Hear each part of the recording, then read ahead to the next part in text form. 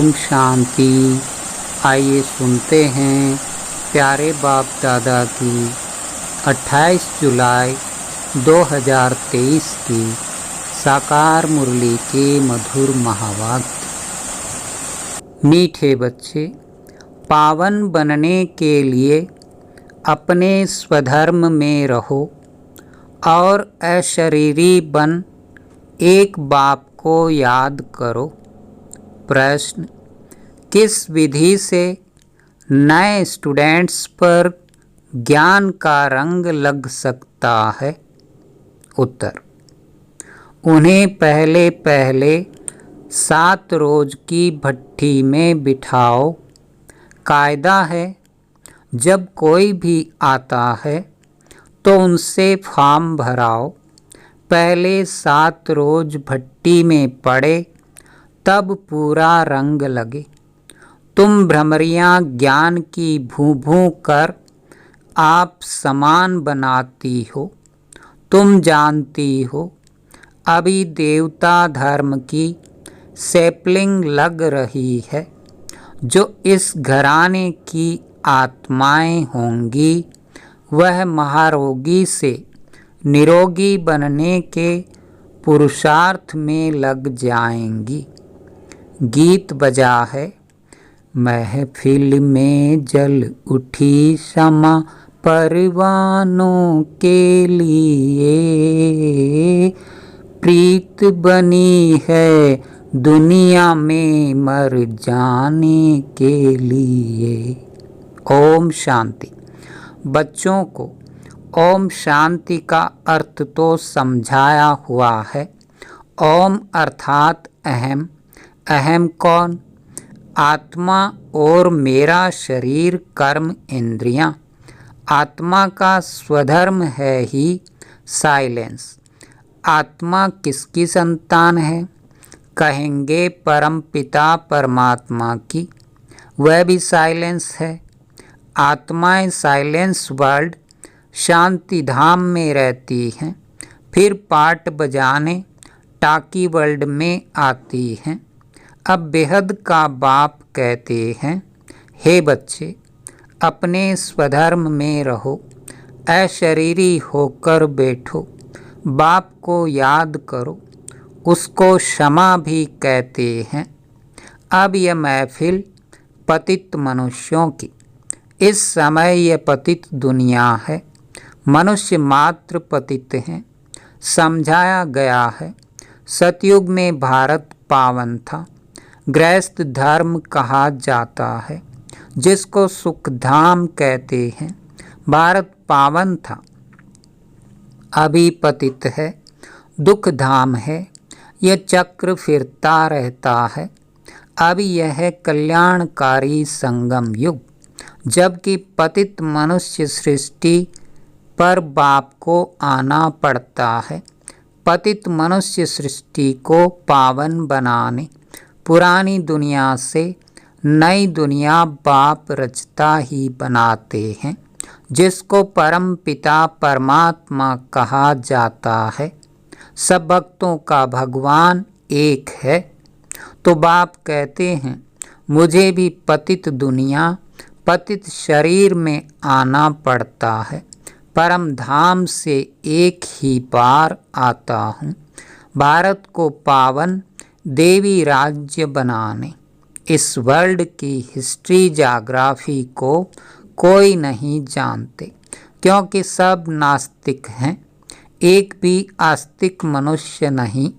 बाप को न जानने के कारण निधन के बन पड़े हैं। आपस में लड़ते झगड़ते रहते हैं। घर घर में कितनी अशांति है। सतयुग आदि में वन ऑलमाइटी अथॉरिटी देवी देवता राज्य था, सुख धाम था। फिर दुख धाम कैसे बना ये कोई नहीं जानते। ज्ञान है ब्रह्मा का दिन, भक्ति है ब्रह्मा की रात। सन्यासी लोग कहते हैं ज्ञान, भक्ति और वैराग्य। अब वह तो घर बार छोड़ जंगलों में चले जाते हैं। वैराग्य आ जाता है। वह रजोगुणी संन्यास, यह सतो प्रधान संन्यास। इस पाप आत्माओं की दुनिया में एक भी पुण्य आत्मा नहीं।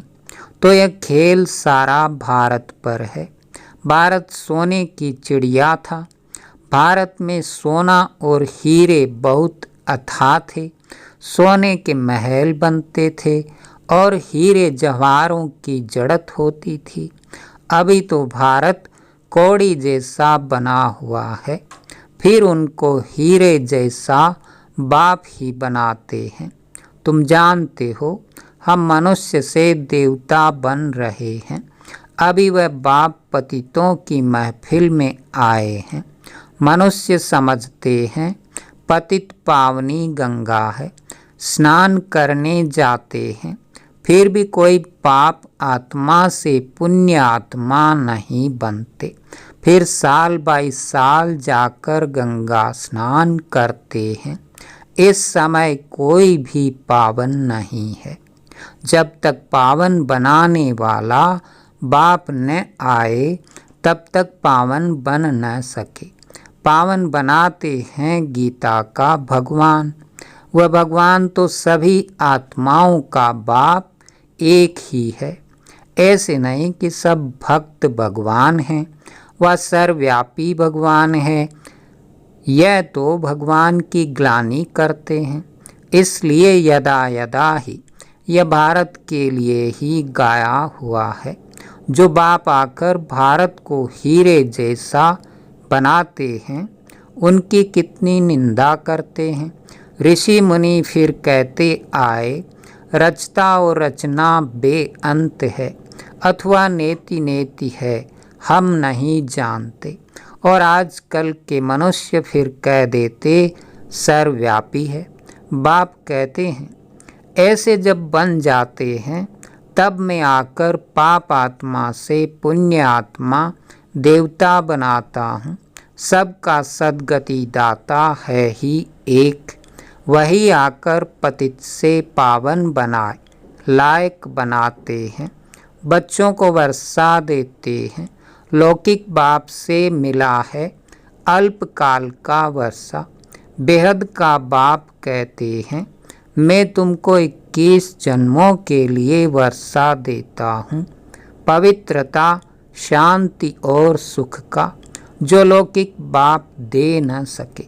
वह बाप भी है, शिक्षक भी है, ज्ञान का सागर भी है। बाप की महिमा बड़ी ऊंच है। मनुष्य सृष्टि का बीज रूप भी है। यह मनुष्य सृष्टि का वैरायटी धर्मों का झाड़ है। आदि सनातन देवी देवता धर्म है सतयुग का।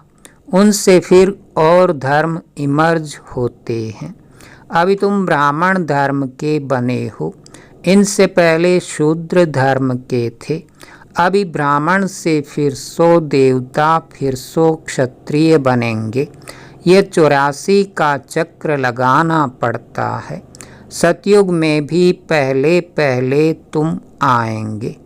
गाया भी जाता है, आत्मा परमात्मा अलग रहे। में भी सुना, चारों तरफ लगाए फेरे, फिर भी हरदम दूर रहे, अर्थात बाप से मिल न सके। अभी है रावण का राज्य, राम राज्य है डीटी राज्य।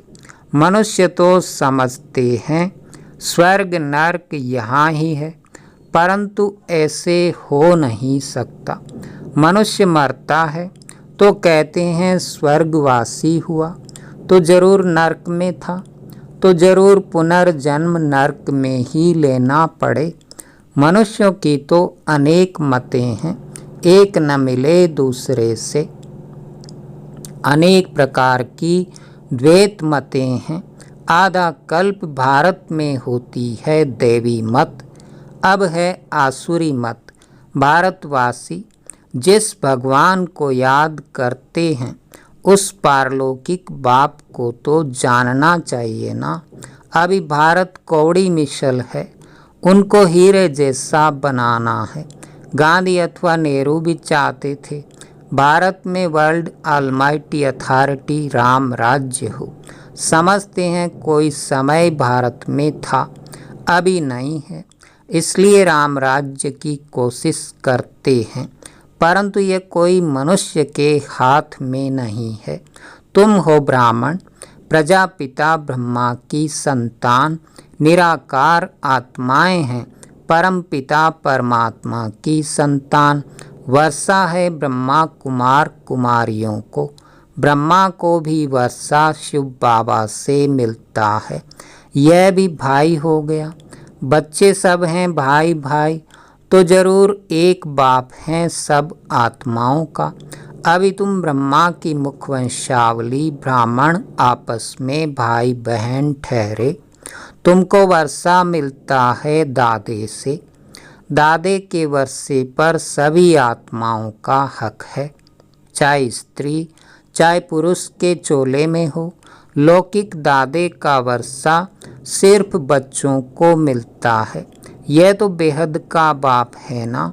भारतवासियों को सतयुग त्रेता में बेहद के बाप से 21 पीढ़ी का बहुत सुख मिला हुआ है। तुम 84 के चक्र को अभी समझ गए हो। बाप कहते हैं मैं गाइड बनकर आया हूँ, तुम सबको ले जाने। तुम ही पहले पहले आए थे, अभी लास्ट में भी तुम हो। फिर पहले पहले तुम ही मनुष्य से देवता बनने वाले हो। देवी देवता धर्म वाले ही 84 जन्म लेते हैं, फिर नंबरवार सबके कम जन्म होते जाते हैं, और धर्म वालों के जरूर कम जन्म होंगे। अभी वह आदि सनातन देवी देवता धर्म नहीं है, फिर से स्थापन हो रहा है। तुम जानते हो इब्राहिम फिर कब आएगा, क्राइस्ट कितने समय बाद आएगा। यह वर्ल्ड की हिस्ट्री जाग्राफी मनुष्य ही तो जानेंगे ना। बाप समझाते हैं जब सभी पापात्मा बन जाते हैं तब मैं आकर पुण्य आत्मा बनाता हूँ। जो कल्प पहले बने थे उनका सेपलिंग लगा रहा हूँ। सतयुग में था ही एक धर्म, अभी तो कलयुग में अनेक धर्म है। पतित आत्माओं की महफिल है। बाप आते हैं सबको पावन बनाने, सद्गति देने वाला वही एक है। माया रावण दुर्गति करती है, इसलिए देवताओं के आगे आकर गाते हैं मैं निर्गुण हारे में कोई गुण नहीं। बाप आकर पतित से पावन बनाए, देवी गुणों वाला बनाते हैं। अभी तुम देवी गुण धारण करते जाते हो, फिर भारत में देवी राज्य बन जाएगा। अभी यह दुनिया बदल रही है। तुम हो बेहद के सन्यासी, उन्हों का है हद का वैराग्य, यह है बेहद का वैराग्य। तुम सारी सृष्टि को भूल अपने बाप को याद कर वर्षा लेते हो। बाप कहते हैं मुझे याद करेंगे तो उस याद अथवा योग अग्नि से विकर्म विनाश होंगे, फिर तुम विकर्माजीत बनेंगे। बाबा ने समझाया है जब कोई 4-5 इकट्ठे आते हैं तो फॉर्म अलग अलग भराओ तो मालूम पड़े कि वह किस धर्म का है। अनेक धर्म अनेक मतें हैं ना। देवी देवता धर्म वालों को ही तीर लगेगा। कराची में हमेशा अलग अलग समझाते थे। फॉर्म भराने का कायदा भी जरूरी है। 7 रोज भट्टी में पड़ना पड़े क्योंकि महारोगी बन पड़े हैं। भ्रमरी का मिसाल, तुम बच्चे भ्रमरियाँ हो, भू भू कर आप समान बनाना पड़ता है। देवता धर्म वालों की ही सैपलिंग लगेगी। बच्चों को युक्तियाँ भी सीखनी है। बोलो 7 रोज जब समझो तब मुलाकात हो सकेगी और तुम पर रंग भी तब चढ़ेगा लगेगा। तुम सभी ब्रह्मा कुमार कुमारियाँ हो। मनुष्य इतना भी नहीं पूछते इतने ब्रह्मा कुमार कुमारियाँ क्या है, कौन है। अरे प्रजापिता ब्रह्मा की संतान तो जरूर ब्रह्मा कुमार कुमारियाँ कहेंगे ना। क्रिमिनल असाल्ट हो न सके, यह राजयोग। गॉडफादरली यूनिवर्सिटी। भगवान उवाच, मैं तुमको राजाओं का राजा बनाता हूँ। अच्छा, मीठे मीठे सिकिलधे बच्चों प्रति माता पिता बाप दादा का याद प्यार और गुड मॉर्निंग। रूहानी बाप की रूहानी बच्चों को नमस्ते। धारणा के लिए मुख्य सार। पहला, विक्रमाजीत बनने के लिए सारी पुरानी दुनिया से बेहद का वैराग्य कर इसे भूल एक बाप की याद में रहना है। दूसरा, भ्रमरी मिसल ज्ञान रंग लगाने की सेवा करनी है। युक्ति से महारोगियों को निरोगी, नास्तिक को आस्तिक बनाना है। वरदान, सदा साक्षी स्थिति में स्थित रह निर्लेप अवस्था का अनुभव करने वाले सहज योगी भव। जो देह के संबंध और देह से साक्षी अर्थात न्यारे हैं, वह इस पुरानी दुनिया से भी साक्षी हो जाते हैं। वे संपर्क में आते हुए देखते हुए भी सदा न्यारे और प्यारे रहते हैं। यह स्टेज ही सहज योगी का अनुभव कराती है। इसी को कहते हैं साथ में रहते हुए भी निर्लेप। आत्मा निर्लेप नहीं है, लेकिन आत्माभिमानी स्टेज निर्लेप अर्थात माया के लेप व आकर्षण से परे हैं। इस अवस्था में रहने वाले माया के वार से बच जाते हैं।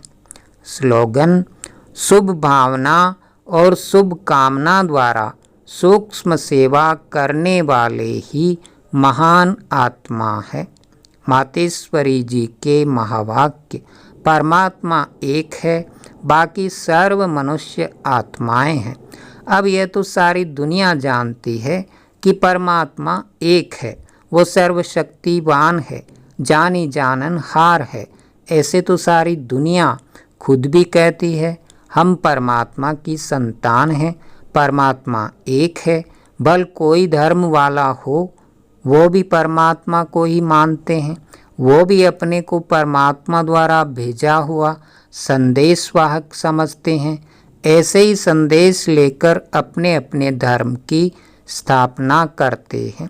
जैसे गुरु नानक ने भी परमात्मा की इतनी बड़ाई की। एक ओंकार सतनाम, एक ओंकार का अर्थ है परमात्मा एक है, सतनाम अर्थात उसका नाम सत्य है। तो गोया परमात्मा नाम रूप वाला भी है, अविनाशी है, अकाल मूर्त भी है, तो फिर कर्ता पुरुष भी है माना। वो खुद अकर्ता होते हुए भी कैसे ब्रह्मातन द्वारा कर्ता पुरुष भी बनता है। अब ये सारी महिमा एक परमात्मा की है। अब मनुष्य इतना समझते हुए फिर भी कहते हैं ईश्वर सर्वत्र है, अहम आत्मा सो परमात्मा है। अगर सभी परमात्मा ठहरे फिर एक ओंकार, ये महिमा किस परमात्मा की करते हैं? यही सबूत है कि परमात्मा एक है। डायरेक्ट ईश्वरीय ज्ञान से सफलता। यह जो अपने को अविनाशी ज्ञान मिल रहा है वो डायरेक्ट ज्ञान सागर परमात्मा द्वारा मिल रहा है। इस ज्ञान को हम ईश्वरीय ज्ञान कहते हैं, क्योंकि इस ज्ञान से मनुष्य आदि मध्य अंत सुख पाते हैं, अर्थात जन्म जन्मांतर दुख के बंधन से छूट जाते हैं, कर्म बंधन में नहीं आते। इसीलिए ही इस ज्ञान को अविनाशी ज्ञान कहा जाता है। अब ये ज्ञान सिर्फ एक ही अविनाशी परमपिता परमात्मा द्वारा हमें प्राप्त होता है, क्योंकि वो खुद अविनाशी है। बाकी तो सब मनुष्य आत्माएं जन्म मरण के चक्र में आने वाली हैं, इसलिए उनसे मिला हुआ ज्ञान हमें कर्म बंधन से छुटकारा देने वाला नहीं है। इस कारण उन्हों के ज्ञान को मिथ्या ज्ञान अथवा विनाशी ज्ञान कहेंगे। लेकिन ये देवताएं सदा अमर हैं, क्योंकि इन्होंने अविनाशी परमात्मा द्वारा यह अविनाशी ज्ञान प्राप्त किया है। तो इससे साबित है कि परमात्मा भी एक है, तो उसका ज्ञान भी एक है।